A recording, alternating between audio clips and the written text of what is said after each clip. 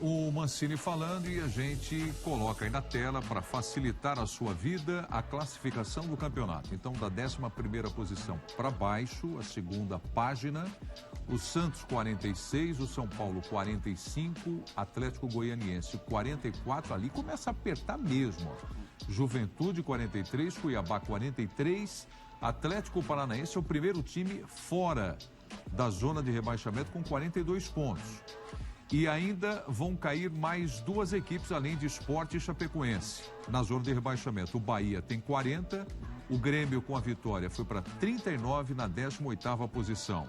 Vitor Birner, a respeito desta vitória do Grêmio, que está em mais uma batalha aí para permanecer na Série A do futebol brasileiro. Birner.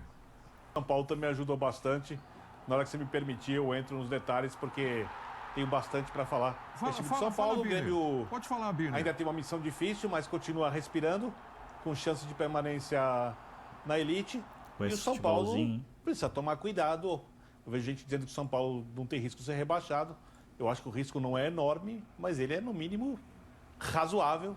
E o São Paulo agora precisa, de qualquer jeito, de um bom resultado contra o Juventude, segunda-feira, jogando dentro de casa. Depois, se você me permitir, eu quero falar bastante da atuação do São Paulo de hoje, Pedro. Eu, ao contrário do Birner, acho que o São Paulo já está salvo e que essa derrota impediu o São Paulo até de brigar, por incrível que pareça, por uma Libertadores. Porque se ele ganha hoje, ele iria a 48, ficaria a 1 ponto de uma posição de Libertadores. Como é que tá? pode, né? Mas é uma loucura. Isso é mais um suco de Brasil. Só para fazer uma conta bem rápida, você acha, por exemplo, o jogo do Grêmio contra o Corinthians é um jogo muito difícil. Vamos supor que o Grêmio precisa ganhar. Vamos supor que ganhe do Corinthians. É um jogo muito difícil. O Grêmio não é favorito, com certeza. Sem Douglas Costa.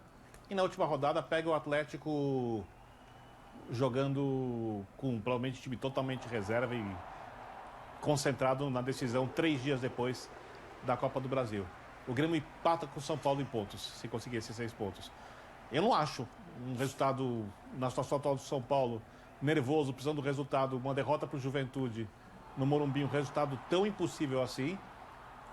E acho uma derrota para o América fora de casa na última rodada, um resultado normal, nem improvável, um resultado completamente comum. Então, mas se o Grêmio fizer isso, o Grêmio empata com o São Paulo em pontos. Estou dando só um exemplo assim do porquê eu acho que a situação do São Paulo é razoável, dois, né? mas ela não é garantida. Mas aí tem 5 times entre eles, Birner. E outra, Cuiabá e Atlético Paranaense. Não é uma briga direta. Cuiabá e Atlético Paranaense, por exemplo, se enfrentam. Então, um deles não tem mais, né, inclusive, como alcançar. Então, me parece que o São Paulo... Mas tem um jogo a menos que o São Paulo. Está livre do rebaixamento, mas tudo bem, não é motivo para comemorar.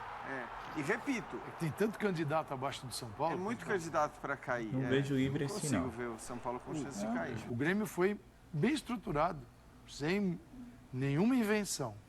O São Paulo foi com uma formação que o Rogério é obrigado a assinar o erro dele no intervalo. É isso porque aí. ele esvazia o centro do campo, puxa o Gabriel Sara para o lado direito. Aliás, parece que ele é obrigado a assinar a escalação, né? Aí ele tem, meio de campo tem ali o Nestor, Igor Gomes, Benítez, você vai ganhar fisicamente do Grêmio, pressionando, desesperado com meio de campo desse. Ah, mas o gol saiu do lado esquerdo, claro, porque se chama o São Paulo.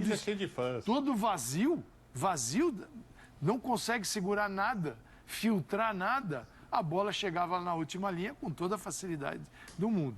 Então, assim, é um erro que eu fico imaginando, às vezes o Rogério quer fazer uma escalação que só ele, você vai falar, isso aqui é genial, só ele pensou nisso e deu certo. Mas ele não tem Arão, Diego, Everton Ribeiro, o Gerson. Ele não tem esse time, aquele que ele tinha no Flamengo, Arrascaeta, para jogar com um meio de campo tão leve assim. Então, a escalação dele, depois o que ele faz? O Sara volta, entra o Igor, aí ele volta na linha, Léo Pelé lateral tal, e ele tenta estruturar o time e já era. Ele escalou mal o São Paulo, Birner, o Rogério Ceni? Porra, muito. Eu odeio o termo professor Pardal para técnicos, mas hoje ele cabe. Porque quando ele coloca o Sara na ala direita, por exemplo, primeiro é preciso ter noção da situação da equipe e parece que a ideia é almejar uma vaga na Libertadores mais do que garantir a permanência na elite. Eu discordo dessa visão, respeito quem pensa de outra forma. Hoje, se o São Paulo empata o jogo contra o Grêmio, o São Paulo tira o Grêmio da possibilidade de ultrapassá-lo, essa que eu citei agora há pouco, consegue um ponto que pode fazer enorme diferença na frente e, sendo muito, muito, muito pessimista, obrigaria o São Paulo, se todos os resultados funcionarem contra o São Paulo até o final do campeonato, a empatar com o Juventude no Morumbi na segunda-feira, e se precisar a torcida vai encher o Morumbi na segunda-feira, como tem levado grandes públicos nessa fase de dificuldade da equipe. Então a linha de 5 para mim, marcando um 5-4-1, ela teria lógica, né? O São Paulo entra com os 3 zagueiros.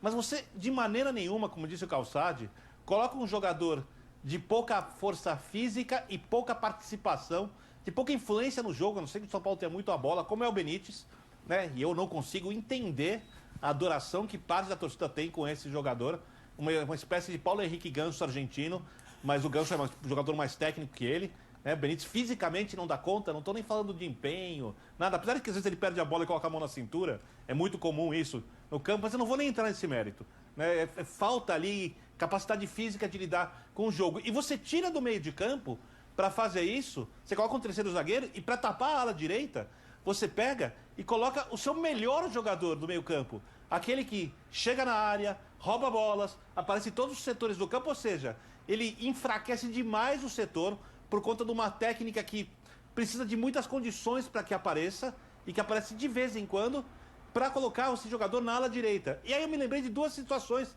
do Crespo. Um erro parecido do Crespo ao colocar o Benítez e ser engolido pelo Vojvoda no jogo de volta na Copa do Brasil, em Fortaleza.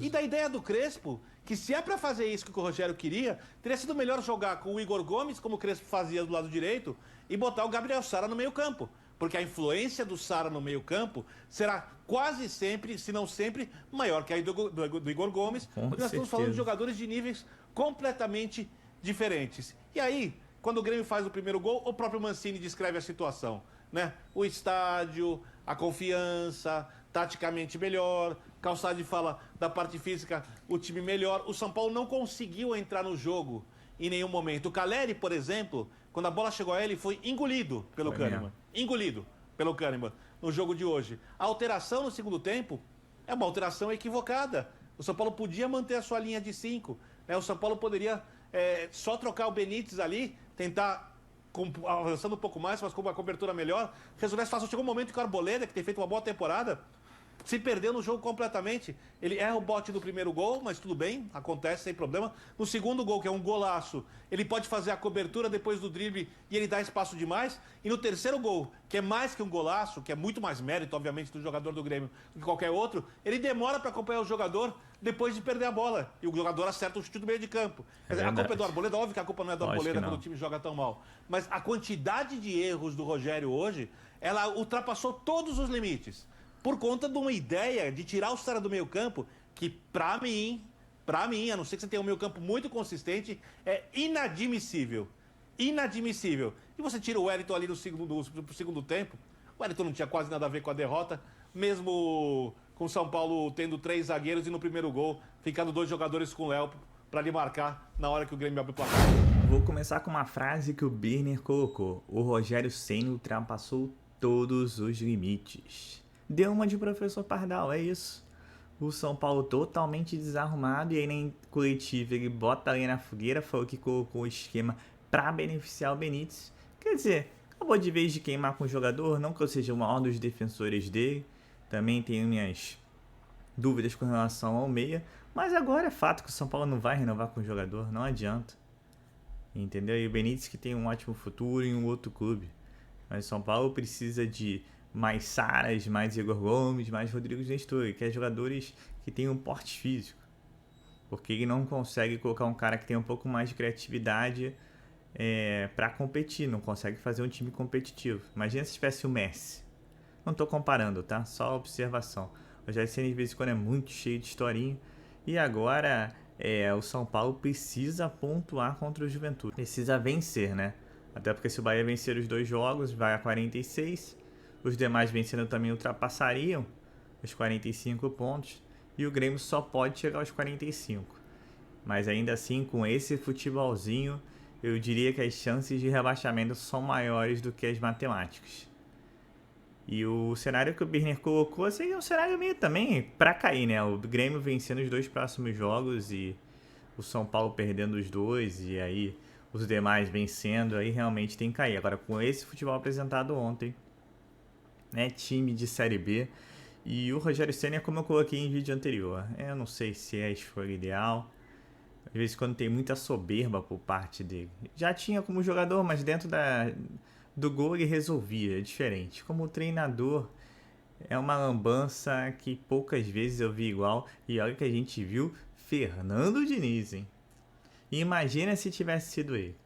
Então é isso, deixem seus comentários aí sobre essa pataquada do São Paulo. São Paulo que volta a campo somente na segunda-feira, então pelo menos teremos, acho eu, um fim de semana de paz, né? Não tanta paz, porque vai acabar vendo o jogo do Bahia, o jogo do Fluminense, o jogo dos concorrentes diretos e dando uma secada que eu acho que é bem mais fácil do que torcer para esse time do São Paulo Futebol Clube. Ah, só uma perguntinha, cadê o Belmonte? Cadê o Casares? Cadê o Muricy? Todo mundo desaparecido, né? Então é isso, pessoal. Eu sou Marcelo Mazorra do canal Mazorra SPFC. E se você quer ficar ligado nas últimas novidades, nas notícias do nosso amado Tricolor Paulista, não deixe de se inscrever no canal, ativar o sininho para notificações e deixar aquele likezão, tá ok? Saudações tricolores, uma ótima sexta-feira a todos e valeu! Quer aprender a ter resultados como esse na internet sem precisar aparecer em vídeos no YouTube? Então clica no botão aqui embaixo, faz a sua inscrição no meu treinamento Ranqueamento de Vídeos no YouTube, o Pulo do Gato, que lá eu vou te ensinar tudo que você precisa saber para trabalhar com o YouTube em vídeos onde você nem precisa aparecer.